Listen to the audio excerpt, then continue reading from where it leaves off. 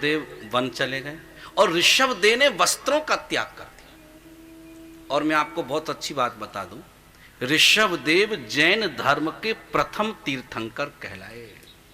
जैन धर्म महावीर से शुरू नहीं हुआ। जैन धर्म का शुभारंभ ऋषभदेव से हुआ था और महावीर जैन धर्म के 24वें तीर्थंकर कहलाए। अंतिम तीर्थंकर महावीर के बाद जैन धर्म में कोई तीर्थंकर पैदा नहीं हुआ। और जैन धर्म हिंदुओं का अभिन्न अंग है। लगभग 50 लाख इनका पॉपुलेशन हिंदुस्तान में है। और हमें कष्ट जब होता है कि जब वो ये लेख कहते हैं कि हम अल्पसंख्यक हैं, तो हमें कष्ट होता है। हमने आपको अपने से अलग कभी नहीं किया, हिंदू धर्म से अलग नहीं किया। आप इस शब्द को कहकर हमारे दिल को मत दुखाइए। आप हमारे हो, हमारे धर्म से जुड़े हो। आप भले ही महावीर को मानते हो, लेकिन सूत्र हमारों को मानते हो। महावीर ने 5 सूत्र दिए थे। सत्यम वद, सत्य बोलो, अस्तेयता, अचौरिता, चोरी मत करो, धर्म पर चलो, शाकाहारी बनो और जीवन में हिंसा मत करो। उन्होंने 5 सूत्र दिए थे हमको। आप भी मानते हैं, जैन धर्म के लोग भी मानते हैं और हम लोग भी मानते हैं। हम भी तो मानते हैं इन चीजों को। हमारी सनातन परंपरा में कौन कहता है कि हिंसा करो? कहीं नहीं लिखा। और आचार्य शुकदेव ने कहा कि परीक्षित, आचार्य शुकदेव कहते हैं कि परीक्षित, ऋषभदेव ने भरत को राजगद्दी सौंपी और भरत ने भी अपने पिता के पग चिन्हों पर चलते हुए अपने पुत्र को राजगद्दी समर्पित कर दी। और स्वयं ये भगवान के भजन के लिए गंगा के प्रवाह तट पर्णकुटी बनाकर ये वहां भजन करने लगे। और इन्होंने भजन करते हुए देखा कि एक गर्भिणी मृगी जलपान करने के लिए आई। ये जब जल उस सरोवर में पी रही थी तो एक सिंह ने स्वाभाविक दहाड़ लगा दी और दहाड़ की स्वर से ये जो गर्भिणी मृगी थी, इसका बच्चा जो था गर्भस्थ, वो योनिश्राव होकर नदी में प्रवाहित होने लगा और मृगी की तो मृत्यु हो गई। आज भरत ने सोचा, इस बच्चे की रक्षा करने वाला इस सुनसान स्थान में कोई नहीं है। सबसे पहला प्रथम कर्तव्य मेरा है कि इसकी मैं रक्षा करूं। शरणागत की रक्षा करना धर्म है। यदि कहीं एक्सीडेंट आप देख लें, कोई ना हो, तो आप ये कोशिश करना कि इसका प्राण बच सके, तो परमात्मा की कृपा मेरे पर भी बरसे। आप उसमें सहयोग करना, अनदेखी मत करना। हमारी आत्मा आज मर चुकी है, हमारे अंदर दया खत्म होती जा रही है। और मनुष्य के अंदर दया खत्म हो जाएगी ना, तो सभ्य समाज नष्ट हो जाएगा। और श्रीमद् भागवत में लिखा कि आज भरत जी गर्भिणी मृगी के शिशु को आश्रम में लेकर आ गए और बड़े भाव से इसका पालन करने लगे, पोषण करने लगे। धीरे धीरे शिशु वृद्धि को प्राप्त होने लगा। हरी हरी घास, सुंदर सुंदर चारा, पत्ते खिलाने लगे और उस मृग शावक से भरत का थोड़ा सा प्रेम हो गया। स्वाभाविक है, घर में जब कोई जीव जंतु रहता है तो आप उससे प्रेम कर लेते हैं, स्नेह कर लेते हैं। और एक दिन आश्रम का कपाट खुला हुआ था और मृग जो था ना, स्वजातीय पशुओं में सम्मिलित हो, उसके जो सहचर मृग थे उसमें सम्मिलित हो गया। और ये पुनः कभी आश्रम में वापस नहीं आया। आज भरत को बड़ा कष्ट हुआ, बड़ी पीड़ा हुई, उनको बड़ा दुख भी हुआ कि जिसको मैंने पाला था वो तो आज चला गया, जिसको मैंने पोषण किया था वो तो आज चला गया। भरत को आसक्ति हो गई थी उस मृग से, भरत को आसक्ति थी मृग से। और भागवत में लिखा कि आज भरत उस मृग का चिंतन कर रहे थे और चिंतन करते करते करते करते भरत का प्राणांत हो गया, प्राणांत हो गया। और मैं आपसे बताऊं, मरने के बाद जो भरत जी थे ना, ये मृग शरीर में जन्म ले लिए। किस योनि में जन्मे? मृग योनि में। ध्यान मुझे चाहिए, ये कथा भागवत की बहुत इंपॉर्टेंट है, जो आपको ये समझाएगी कि हमें जीवन में कैसे जीना है। भरत जी किसका चिंतन कर रहे थे, बोलो? और उनका अगला जन्म किस योनि में हुआ? मृग योनि में। करेक्ट।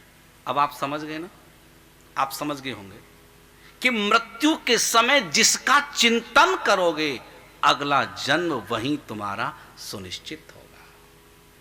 कृष्ण गीता में कहते हैं देवान यान्ति देवेज्यो, जो देवताओं का चिंतन करते हैं मृत्यु के समय वो देवलोक को जाते हैं, स्वर्ग जाते हैं। जो पितरों का चिंतन करते हैं वो पितृलोक जाते हैं, और जो भूत प्रेतों का चिंतन करते हैं वो मरने के बाद भूत प्रेत बन जाते हैं। लेकिन कृष्ण गीता में कहते हैं, इस पंक्ति को नोट करें आप, कृष्ण गीता में कहते हैं अंत काले च मामेव स्मरण मुक्त्वा कलेवरम। जो अंतिम क्षण कृष्ण कहते हैं अर्जुन, जो मेरा नाम लेकर, मेरा ध्यान लेकर अपने शरीर का त्याग करता है वो मेरे परम धाम वैकुंठ को जाता है। यद्गत्वा न निवर्तन्ते तद्धामम परमम मम।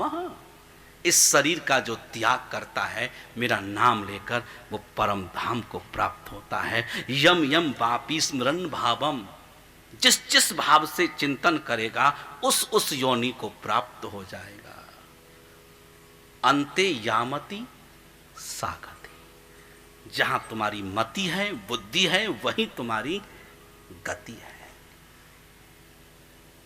और मृत्यु के समय ज्यादा परिवार का चिंतन ना करें, और परिवार के लोग ज्यादा ना पूछें कि दादाजी किसको देखना है।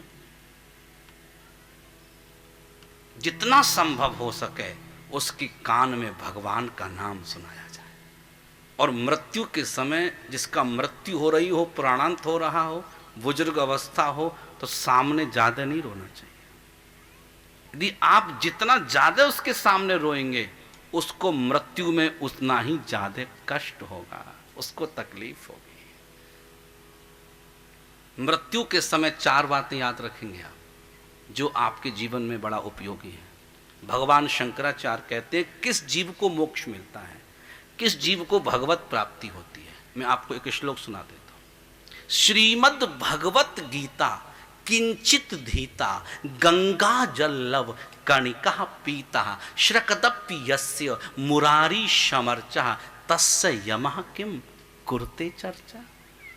इसका ट्रांसलेट देखें आप। श्रीमद् भगवत गीता किंचित धीता, किंचित शब्द का अर्थ समझते हैं आप लोग? थोड़ा सा भी। जिसने थोड़ा भी कृष्ण की गीता और भागवत को सुन लिया है, he that catches the least glimpse of the Son of God, जिसने किंचित मात्र भी भगवत गीता का प्रवचन सुना है, भागवत का प्रवचन सुना है, और जिसने गंगा के जल का पान किया है, he that taste drop of the Ganga's eternal। कितना गंगा का जल, कितना जल? that drop of the Ganga's, drop means बूंद, आचमन मात्र, आचमन मात्र जिसने गंगा के जल का पान कर लिया है, और जिसने तुलसी के दल का पान कर लिया है। स्रकदप्पि यस्य मुरारी समर्चा, जिसने कृष्ण की चर्चा को अपने जीवन में श्रवण कर लिया है। तस्य यमः किम कुरुते चर्चा, क्या यमराज उसके विषय में कोई चर्चा कर सकता है? Him the lord of death even dare not to discuss, him the lord of death even dare not to discuss. Death even शब्द का अर्थ है मृत्यु का देवता यमराज, उस पर कोई डिस्कस नहीं करता। इसने जीवन में 3 काम किए हों, भागवत गीता सुना हो, तुलसी की दल का पान किया हो, कृष्ण की चर्चा को सुना हो, और गंगा के जल का आचमन किया हो। शास्त्र कहता है उस जीव का सहज मोक्ष हो जाता है। स्रकदप्पि यस्य मुरारी समर्चा, यमराज उस पर कोई डिस्कस नहीं करते, नॉट डिस्कस, कोई डिबेट नहीं है, कोई बहस नहीं है, कोई उस पर महाराज स्पेशल कार्यक्रम नहीं है। वो तो सीधा कहता है तुमने 3 काम किए हैं? बोले हाँ। गीता भागवत सुने? बोले हाँ। तुलसी का दल मुंह में डाला था? बोले हाँ। आचमन किया गंगा के जल का, हाँ सीधा वैकुंठ ले जाओ। और मैं आपको सर्टिफिकेट दे सकता हूं, भागवत सुनने वाला व्यक्ति कभी नरक नहीं जा सकता। जिसने श्रद्धा से सुना होगा और टाइम पास आया है, उसकी कोई जवाबदारी नहीं है। नहीं, वो देखो बता, कई लोग आते हैं बेचारे हाथ पांव मिलाने, हम आए, कुछ लोग आते हैं, आएंगे लास्ट तक, यहां भी आएंगे। Thank you, I am good feel and god Bhagwat 34, thank you. प्यार से बोलो, भागवत कथा क्या कहती है? जिसने श्रद्धा से सुना है वो जीव कभी नरक नहीं जा सकता। ये आप नोट कर ले साहब। और मैं देख रहा हूं यहां पूरे 4 डेज से कि आप कई श्रद्धालु श्रद्धा से एक ही आसन पर बैठकर भागवत सुन रहे हैं। और श्रीमद् भागवत में लिखा कि आज भरत ऋषि मृग योनि को प्राप्त। लेकिन एक और मजे की बात बताऊं, भरत को मृग योनि मिली, लेकिन भरत जी को ये ज्ञान अभी भी है कि मैं पहले राजा था, मैं ऋषि बना, आसक्ति मृग से हुई, इसलिए मैं इस योनि में मृग बन गया। लेकिन अब ये मृग योनि के साथ में मृगों से प्यार नहीं करते। और आप एक बात और नोट करना मेरी, ज्ञान कभी नष्ट नहीं होता। आप जो एजुकेशन लेते हैं ना, शिक्षा लेते हैं ना, वो कभी नष्ट नहीं। 2 चीजें कभी नष्ट नहीं होती, एक शब्द और एक ज्ञान। शब्द गुण कमाकाशम तच्चैकम विभु नित्यम च।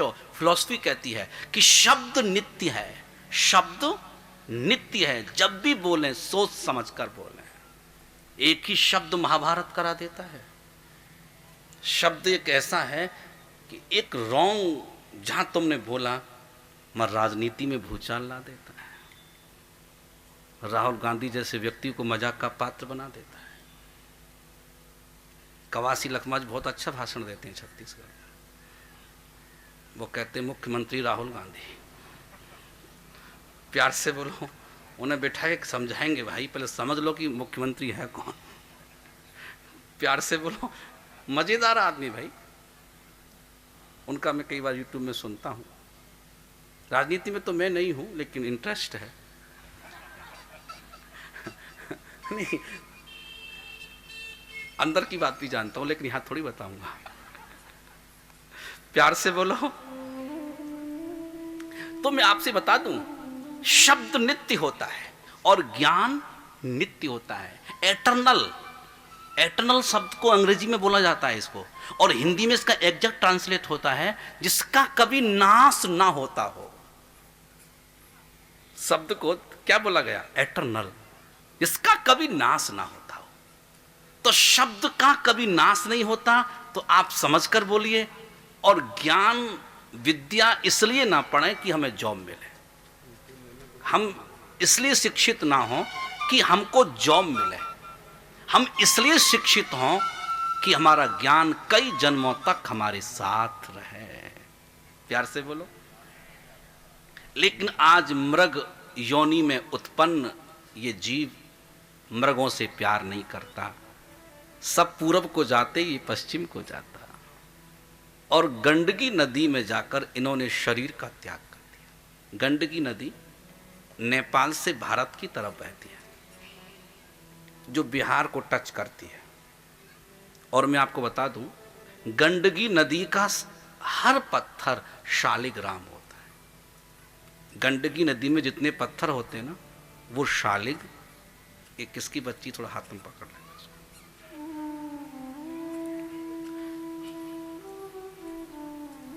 नदी का हर पत्थर शालिग्राम होता है, वो भगवान विष्णु का रूप होता है। और नर्मदा का हर पत्थर साहब नर्मदेश्वर होता है। उसको घर में लाएं और पूजा शुरू कर देना तो प्रतिष्ठा की जरूरत नहीं होती, इतना वो पवित्र कहा जाता है। और भगवान शुकदेव ने कहा, परीक्षित, आज भरत ऋषि ने गंडकी नदी में शरीर का त्याग किया और साथ में अगला जन्म इनका जो हुआ ना, वो आंग्रिश गोत्रीय ब्राह्मण परिवार में होगा। अंगिरा ब्राह्मणों में गोत्र होता है और उसमें जन्म लिया। और सौभाग्य देखिए, पुनः इस बालक का नाम भरत रखा गया। मैं आपका ध्यान आकर्षित करूं, राष्ट्र में 3 भरत हुए। राम जी के अनुज भरत आप प्रचलित हैं, और दूसरे जो भरत हुए, अभिज्ञान शाकुंतलम जो कालिदास का संस्कृत में काव्य है, मैं आपको बताऊं, उसमें वो कथा आती है। महाराज भरत हुए जिन्होंने 5 वर्ष की अवस्था में शेर के मुंह को फाड़ करके उनके दांतों को गिर लिया था। इतनी ऊर्जा थी। और तीसरे भरत हुए भागवत के जड़ भरत, और इन्हीं ऋषियों के नाम पर इस राष्ट्र का नाम भारत पड़ा है। इन्हीं ऋषियों के नाम। भारत ऋषि प्रधान देश है और भारत कृषि प्रधान देश है। यहाँ ऋषियों की मान्यता है और यहाँ कृषि की मान्यता है। यदि सरकार को चाहिए कि जीडीपी की वृद्धि बढ़े तो किसानों को ध्यान देना पड़ेगा। पिछले 8 महीना में जीडीपी की जो बचत हुई, जो रोका, वो देश के उद्योगपतियों ने नहीं रोका, देश के व्यापार ने नहीं रोका। हिंदुस्तान की इकोनॉमी को पिछले 8 महीने में देश के किसानों ने रोका है। देश के किसानों ने इस इकोनॉमी को इतना स्ट्रांग कर दिया कि आज भी हम कई देशों से बहुत कुछ आ गए हैं। आज समझ आ गया पूरे हिंदुस्तान के उन आर्थिक जानकारों के लिए कि बिना किसान के विकास के राष्ट्र का विकास हो ही नहीं सकता। प्यार से बोलो। इसलिए ये बहुत इंपॉर्टेंट है। जीडीपी की बात हो, आर्थिक नीति की बात हो, तो श्रीमद् भागवत में लिखा कि आज श्री भरत जी गुरुकुल में पढ़ने के लिए भेजे, और ये जानते थे कि मुझे तो भगवत प्राप्ति करना है और पुनः इस संसार में मुझे आना ही नहीं है। तो गुरुकुल में तो रहे, लेकिन गुरुओं के साथ रह करके इन्होंने कोई शिक्षा ग्रहण नहीं की। और ये वापस जब आए, पिताजी ने इनसे पूछा तो ये मौन हो गए। तब पिता ने कहा, बेटा तुम तो जड़ हो, और इसी बालक का नाम रखा जड़ भरत। पिता ने कहा, बेटा तुम ब्राह्मण हो और ब्राह्मण होने के बाद जड़ हो, ये दुर्भाग्य है, ये दुर्भाग्य है। हमारे यहाँ कहावत है कि बिना सांप का, बिना जहर का सांप बेकार है और बिना बुद्धि के ब्राह्मण बनिया बेकार है। प्यार से बोलो। हम लोग भगवान से कहते हमें धन मत देना प्रभु, हमें धन बिल्कुल मत देना, किसी गरीब के घर जन्म दे देना, कोई तकलीफ नहीं है, लेकिन साथ में बाकी तो देख ही लेंगे सबको। प्यार से बोलो। हाँ। जिसमें बुद्धि है और विद्या है, याद रखना लक्ष्मी उसके पीछे दौड़ती है। लक्ष्मी के पीछे मत दौड़ना, वो आपसे आगे दौड़ जाएगी। जिसके अंदर विद्या है, सरस्वती है, जिसके अंदर ज्ञान भरा है, लक्ष्मी तो दौड़ कर आती है महाराज। दुनिया के लोग पैसा हाथ में लेते हैं, हमारे यहाँ लोग पैरों में पैसा चढ़ाते हैं। हम पैसा को, दुनिया में कोई पैर से छुएगा ना तो लक्ष्मी उससे नाराज हो जाएगी, लेकिन सिर्फ ब्राह्मण को वरदान है, वो पैर से लक्ष्मी को छू सकता है। प्यार से बोलो। हमारे शास्त्रों में लिखा है, वैश्य उस दिन नष्ट हो जाता है, वैश्य उस दिन नष्ट हो जाता है जिस दिन वो संतुष्ट हो जाता है। वैश्य, वणिक, वनिया उस दिन नष्ट हो जाएगा जिस दिन वो संतुष्ट हो जाएगा। इसलिए बनिया जर्जर होते तक दुकान के सामने बैठा रहता है। सिंधी आदमी मरेगा उस दिन 2 दिन पहले दुकान में बैठा रहता है। सिंधी आदमी 2 दिन बाद मरेगा, लेकिन 2 दिन पहले दुकान में मिलेगा आपको। सिंधी और आदमी कभी पढ़ाई में ध्यान नहीं देते, सीधा दुकान में ध्यान देते हैं। और हमारी सोच क्या है, तू पढ़ पढ़, सरकारी नौकरी कर। क्या करेगा सरकारी में? 30,000 मिली ही, क्या करोगे नौकरी का? इसको दिमाग से निकालो, हटाओ। सुबह से शाम तक मत बोलो कि हमें सरकारी नौकरी करनी है, सरकारी नौकरी करनी है। क्या करोगे सरकारी का? कोई व्यक्ति तुमको जब देगा जब खुद कमा लेगा। व्यापार में भी नौकरी करोगे किसी फैक्ट्री में जाके, तो आप जब 1 लाख कमा के दोगे तब तुम्हें 25 देगा। हमारी बुद्धि से 1 लाख कमाए तो हम ही क्यों ना 1 लाख कमा लें,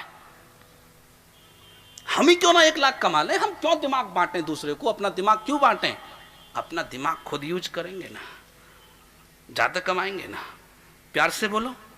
पता नहीं किसने पढ़ा दिया हिंदुस्तान के लोगों को कि इसलिए पढ़ो कि नौकरी करो, इसलिए पढ़ो कि जॉब करो ना। हिंदुस्तान में अंग्रेजों ने यह परंपरा शुरू की थी नौकर बनाने की। अंग्रेजों ने यह परंपरा शुरू की नौकर बनाने की। हमारे यहां नौकर बनाने की परंपरा नहीं है, हमारे यहां तो मालिक बनकर के नौकरी देने की परंपरा है। हमारे बुजुर्ग खेती में कहते थे, बेटा खेती करो, मालिक बनकर के जियोगे, और दूसरों के यहां जाओगे तो नौकर बन के जियोगे। लेकिन आज लोग नौकर बनना पसंद कर रहे हैं, लेकिन दुर्भाग्य है मालिक बनना पसंद नहीं कर रहे हैं। प्यार से बोलो। सरकार के पास कोई ऐसी व्यवस्था नहीं है कि देश के 135 करोड़ युवाओं में से 50 लाख युवाओं को भी नौकरी दे सके। ऐसी कोई पॉलिसी नहीं है। कोई कहता है तो ये झूठ है। इसलिए मैं अपील करूंगा, हम अपने बच्चों को धीरे धीरे धीरे धीरे ऐसी तरफ ले जाएं कि जहां नौकरी की जरूरत ही ना पड़े। प्यार से बोलो। आप इस चीज को सोचो, समझो, हम क्यों नौकरी करें? बताओ। लेकिन हमारे दिमाग में डाल दिया। माँ बाप जब बच्चा पैदा होता है ना, बेटा तुझे सरकारी नौकर बनना है। अरे मालिक बनना, तो नौकर की बात कर रहा है। हमारे घरों में कहते थे हमसे, बेटा पढ़ जाओ नौकरी मिलेगी। हमें गुस्सा आता था उन पर। हम पढ़ें और नौकरी करें और 30,000 कमाएं, हैं? बीबी को साड़ी भी ना ला सकें अच्छी सी? क्या करोगे उसमें से? मेडिकल करा सकते हो आप, इंजीनियरिंग करा सकते हो, उसमें नहीं करा सकते आप। इसलिए हम अपने जीवन में वेरी स्ट्रांग हों। और श्रीमद् भागवत में क्या लिखा कि भरत जी जब घर में आए और कहा कि बेटा तुम जड़ हो, और इस बालक का नाम पड़ा जड़ भरत। और पिताजी बोले ये दुर्भाग्य है कि तुम जड़ हो, ये दुर्भाग्य है। लेकिन पिताजी ने स्वीकार कर लिया। और एक समय ऐसा आया, पिताजी भी ना रहे। कौन व्यक्ति हमारे साथ खड़ा रहेगा? भाई सब तो जाएंगे ना। माँ भी चली गई, पिताजी भी ना रहे। अब घर में जो भाभियां हैं और भाभी और भाई लोग हैं, उनका एटीट्यूड ठीक नहीं है। भाभियों को तो बिल्कुल ठीक नहीं था। प्यार से बोलो। जब घर में भोजन बन जाता था, परिवार के सभी सदस्य खा लेते थे, तब उसके बाद भरत को बचा हुआ दाल भात दिया जाता था। आप समझ लेना, सब यहाँ युवा जितने बैठे हैं, भाई लोग जितने बैठे हैं, ये संसार बड़ा विचित्र है। जब तक कुछ नहीं करोगे, कमाकर नहीं लाओगे, तुम्हारी बीवी भी तुमको दाल भात नहीं देगी। उसके मन में तुम्हारे प्रति कोई सम्मान नहीं होगा। जरूर तुम्हारे साथ रहेगी और कहेगी मेरा पति है, लेकिन मन में कहेगी पागल है।